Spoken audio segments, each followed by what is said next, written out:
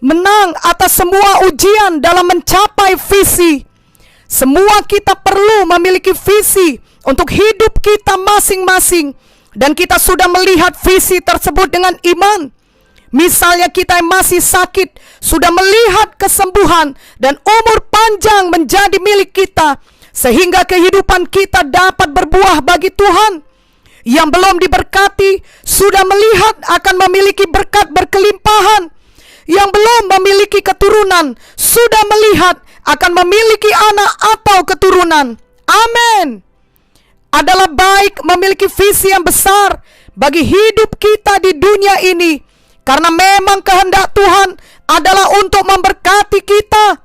Namun marilah kita memprioritaskan untuk memiliki visi untuk kekekalan, untuk pekerjaan Tuhan, untuk pelebaran kerajaan sorga, dan bukan hanya untuk diri kita sendiri di dalam dunia ini saja. Visi kita tersebut haruslah dapat dilihat dengan iman kita sampai sungguh-sungguh hidup dan nyata bagi kita, dan kita tidak melepaskannya walau ada banyak halangan dalam mencapainya. Kita beriman dan benar-benar fokus menuju visi yang diberikan Tuhan itu, dan kita tidak membuang-buang waktu atau terdistraksi atau teralihkan oleh hal-hal lainnya. Kita mengingat bahwa Tuhan juga membawa Abraham untuk melihat bintang-bintang di langit, untuk menunjukkan bahwa dia akan memiliki banyak keturunan. Ada seorang hamba Tuhan dari Amerika yang terbaring di rumah sakit. Ia kemudian berkata kepada anaknya untuk membawa sepatu yang biasa dia pakai untuk jogging atau berolahraga, dan meletakkan di samping tempat tidurnya, karena dia melihat dia akan sehat dan berlari lagi dengan sepatu itu. Dan ternyata memang ia kemudian sehat dan kembali melayani lagi. Hidup Bapak Monte juga memiliki kesaksian seperti itu. Suatu waktu ketika Bapak Monte jatuh sakit, maka yang ia lihat saat itu adalah ia sembuh, dan ia akan melayani kebaktian kebangunan rohani atau KKR lagi.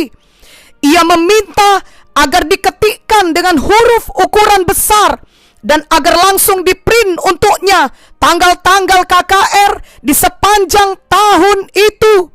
Lalu beliau menempelkannya di kamarnya, sehingga tiap hari ia dapat melihatnya.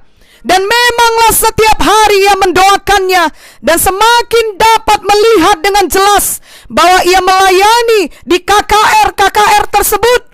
Kemudian oleh kasih karunia Tuhan, hal itu digenapi kepada Bapak Monte. Memang akan selalu ada halangan-halangan untuk mencapai visi. Apakah faktor kesehatan, faktor biaya, faktor orang lain yang menghalangi, atau faktor apa saja, namun kita harus tetap berpegang teguh pada iman kita, pada apa yang telah dijanjikan Tuhan bagi kita. Seperti contoh-contoh di atas, marilah kita memilih untuk menciptakan atmosfer yang baik di sekeliling kita, supaya kita dapat fokus melihat visi dari Tuhan dengan jelas, dan jangan menyerah walau ada banyak halangan atau ujian untuk mencapai visi tersebut. Kita tidak dapat mengendalikan bagaimana perlakuan orang terhadap kita. Kita juga tidak dapat mengendalikan hal apa saja yang akan terjadi atas diri kita, tapi kita dapat mengendalikan apa respon kita terhadap semuanya itu. Marilah kita tetap merespon sesuai dengan firman Tuhan, sehingga kita akan berhasil mengatasi semua halangan dalam mencapai visi kita. Seperti kisah Yusuf yang memiliki mimpi atau visi dari Tuhan, di mana ia melihat berkas-berkas saudaranya tunduk menyembah kepadanya. Lalu ia juga melihat matahari, bulan, dan 11 bintang sujud menyembah kepadanya. Hal ini menggambarkan bahwa ia akan menjadi pemimpin, di mana saudara-saudaranya dan orang tuanya tunduk kepadanya. Kita tahu bahwa mimpi atau visi Yusuf tidak segera menjadi kenyataan. Bahkan butuh waktu bertahun-tahun barulah hal itu dijadikan padanya. Ia menghabiskan banyak tahun di masa mudanya di dalam penderitaan yang besar.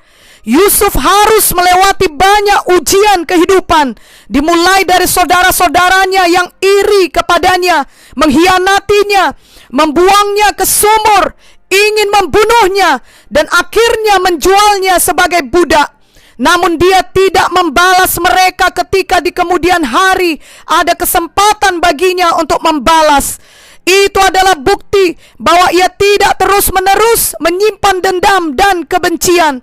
Kita juga tidak boleh menyimpan kemarahan atau sakit hati bila kita ingin mencapai visi dari Tuhan.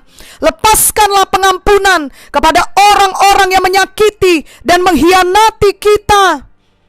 Kita ingat saat di mana Yusuf digoda untuk melakukan kenajisan dengan istri Potifar. Dia menjawab, bagaimanakah mungkin aku melakukan kejahatan yang besar ini dan berbuat dosa terhadap Allah? Kejadian 39 ayat 9 menuliskannya. Berarti dia seorang yang takut akan Tuhan dan selalu memikirkan visi untuk perkara kekekalan, bukan kenikmatan sementara di dunia ini. Yusuf menang menghadapi ujian kekudusan. Justru karena itu Yusuf dipenjarakan pula atas kejahatan yang tidak pernah dia perbuat. Ia difitnah oleh istri Potifar. Yusuf mengalami banyak ketidakadilan, namun Yusuf tetap tekun. Yusuf tetap setia. Dia tidak meninggalkan Tuhan, dan Tuhan tetap menyertai Yusuf. Kalau kita mau menang mencapai visi, kita juga harus berhasil mengatasi semua fitnah dan ketidakadilan yang kita alami dalam hidup ini, dan tetap tekun mengikut Tuhan seperti Yusuf. Janganlah menjadi kecewa dan putus asa bila mengalami banyak fitnah dan ketidakadilan. Jangan pernah menyerah dalam mengikut Tuhan dan mempercayai Tuhan. Ketika di penjara, Yusuf menolong orang lain, namun orang tersebut melupakannya. Tapi Tuhan tidak pernah melupakan Yusuf. Percayalah bahwa Tuhan juga tidak melupakan kita. Ia tidak pernah meninggalkan kita. Ibrani 13 ayat 5b berkata, karena Allah telah berfirman, aku sekali-kali tidak akan membiarkan engkau, dan aku sekali-kali tidak akan meninggalkan engkau. Pada akhirnya, visi Yusuf untuk menjadi penguasa di dunia ini digenapi Tuhan, bahkan lebih dari yang dia impikan pada awalnya. Kalau tadinya dia hanya bermimpi jadi penguasa kepada kaum keluarganya, pada akhirnya dia menjadi penguasa di Mesir. Dan Tuhan memakai Yusuf untuk menjadi penyelamat bagi bangsa Mesir dan banyak orang lainnya di masa itu. Terutama ia menyelamatkan kaum keluarganya sendiri dari kelaparan. Tuhan dapat melakukan hal yang sama untuk kita. Namun marilah kita juga mau melakukan bagian kita. Sama seperti Yusuf, mari utamakan visi kekekalan dan bukan kenikmatan dosa dan semua kenikmatan yang ditawarkan dunia. Marilah kita menang menghadapi semua ujian untuk mencapai visi kita. Berdirilah teguh dan kuatkan hati kita. Apalagi dalam pandemi COVID-19 sekarang ini, marilah kita tetap maju dengan iman setiap hari. Jangan pernah mundur atau menyerah bagaimanapun keadaan yang sedang kita hadapi saat ini. Maka kelak kita akan dapat berkata sebagaimana Yusuf berkata dalam Kejadian 50 ayat 20. Memang kamu telah mereka-rekakan yang jahat terhadap aku, tetapi Tuhan telah mereka-rekakannya untuk kebaikan. Walau setan mereka-rekakan yang jahat kepada kita, namun kita tetap maju dan menang mencapai visi, karena kita tahu bahwa Tuhan adalah penolong kita. Dan bahkan Tuhan turut bekerja dalam segala sesuatu untuk mendatangkan kebaikan bagi kita yang mengasihi Dia. Ini tertulis di Roma 8 ayat 28. Amin.